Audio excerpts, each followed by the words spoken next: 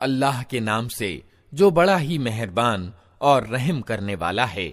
ऐ ओढ़ लपेट कर सोने वाले, रात को नमाज में खड़े रहा करो, मगर कम आधी रात या उससे कुछ कम कर लो या उससे कुछ अधिक बढ़ा दो, और कुरान को भली भांति ठहर ठहर कर पढ़ो। हम तुम पर एक भारी कलाम यानी वाणी अवतरित करने वाले हैं।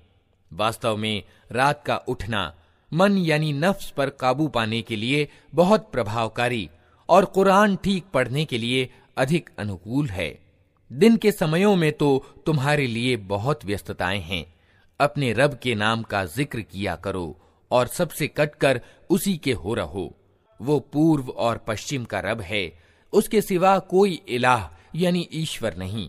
अतः उसी को अपना वकील बना लो, और जो बातें लोग बना रहे हैं उन पर धैर्य से काम लो और सज्जनता के साथ उनसे अलग हो जाओ।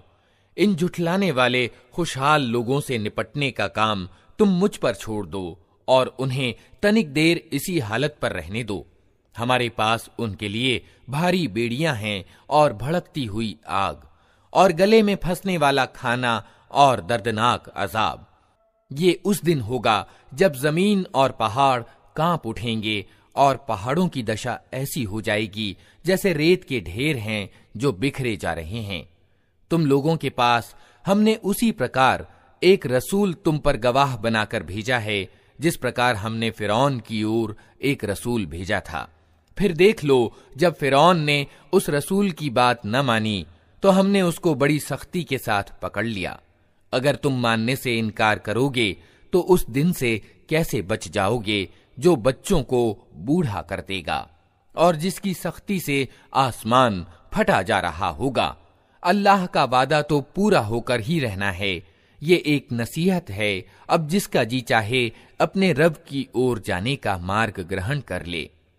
ए नबी, तुम्हारा रब जानता है कि तुम कभी 2/3 रात के लगभग और कभी आधी रात और कभी 1/3 रात इबादत में खड़े रहते हो, और तुम्हारे साथियों में से भी एक गिरोह ये कार्य करता है। अल्लाह ही रात और दिन का हिसाब रखता है। उसे मालूम है कि तुम लोग समयों की ठीक गणना नहीं कर सकते, अतः उसने तुम पर दया की।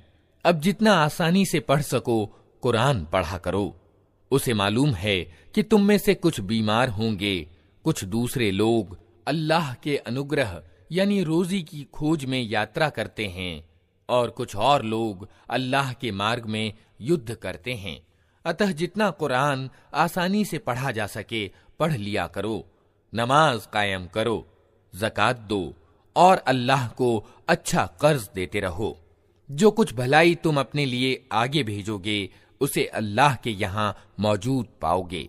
वही ज्यादा अच्छा है और उसका बदला बहुत बड़ा है। अल्लाह से क्षमा याचना करते रहो। निस्संदेह अल्लाह बड़ा क्षमाशील और दयावान